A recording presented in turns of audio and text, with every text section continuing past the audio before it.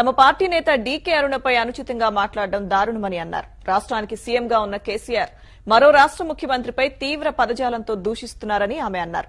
కుసంస్కారంగా మాట్లాడే కేసీఆర్ సంస్కారం గురించి మాట్లాడడం విడ్డూరంగా ఉందని సబిత మండిపడ్డారు.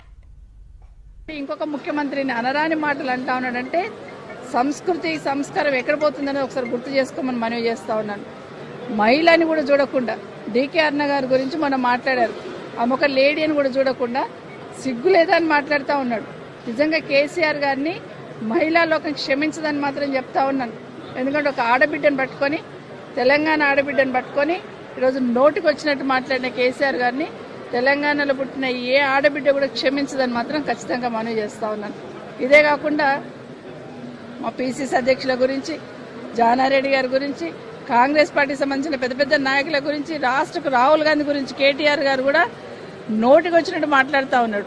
రాహుల్ గాంధీ గారిని విమర్శించే స్థాయి వాళ్ళది కాకపోయినా నోటికి ఏదో వస్తుంది మాట్లాడేస్తూ ఉన్నాడు. ఇవన్నీ కూడా తెలంగాణ ప్రజలు గమనిస్తూ ఉన్నారు. ఎందుకంటే ఎన్నికలు దగ్గర పడుతున్న కొద్దీ ఓటమి భయం అనేది కేసీఆర్ గారికి పట్టుకుంది కాబట్టి ఈరోజు ప్రతిపక్షాలు విమర్శించే ప్రయత్నం చేస్తా